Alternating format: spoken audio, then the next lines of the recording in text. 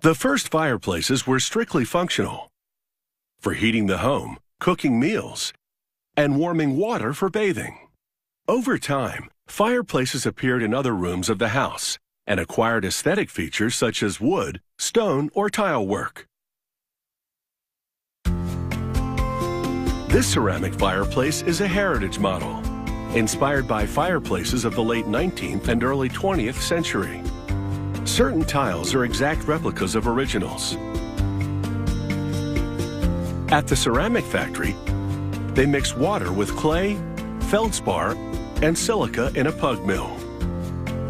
Together, these formulate a clay blend. Once the mix is the right consistency, the operator presses a button, and the mill switches to extrusion mode. This forces the clay blend through a mantle-shaped die and produces a 10 to 15 inch long extruded mantelpiece. They trim the piece with a cutting wire to the precise length required.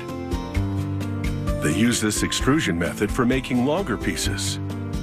If they need shorter ones, they often cast them individually in a mold. When casting, they add significantly more water to the clay blend to produce a liquid clay called slip.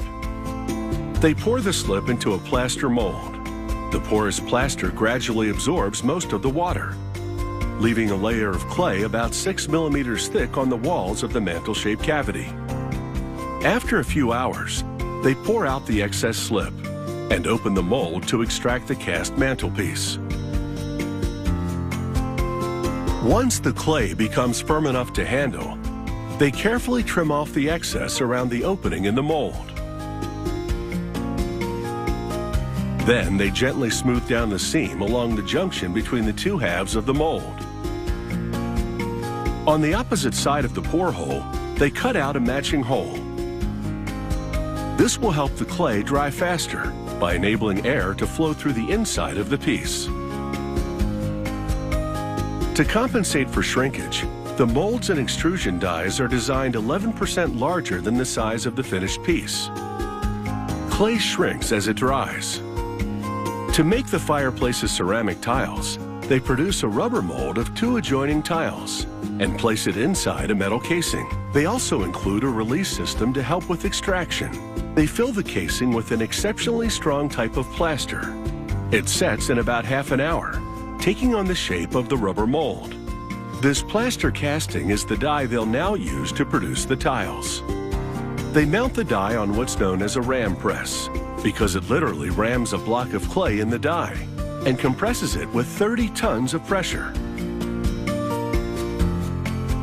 The tile die is also 11% larger than the final size to compensate for shrinkage during drying and firing.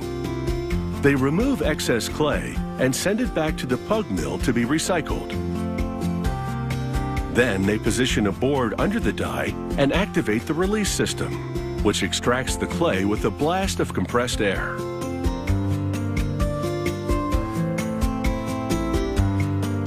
They trim off the excess clay.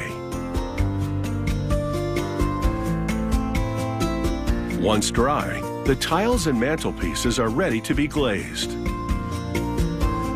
Glaze is a chemical formula containing finely ground silica, combined with different combinations of metallic elements to produce specific colors. They use a spray gun to apply glaze to the mantles and a tube tip applicator to glaze the tiles. The tile design has raised borders between its components. These are called Cuenca lines. They prevent the different colored glazes from flowing into each other.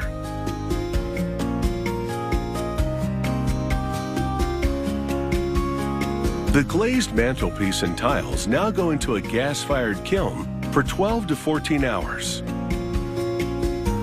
The high temperature, 2100 degrees Fahrenheit, triggers chemical reactions which harden and strengthen the pieces. The clay's mineral composition transforms into a completely new configuration of crystals and glass. As for the glaze, its precise formulation of metallic elements produces a specific color, and the silica melts into a glass surface. The ceramics are now smooth and shiny, and ready to transform an otherwise ordinary fireplace into a work of art.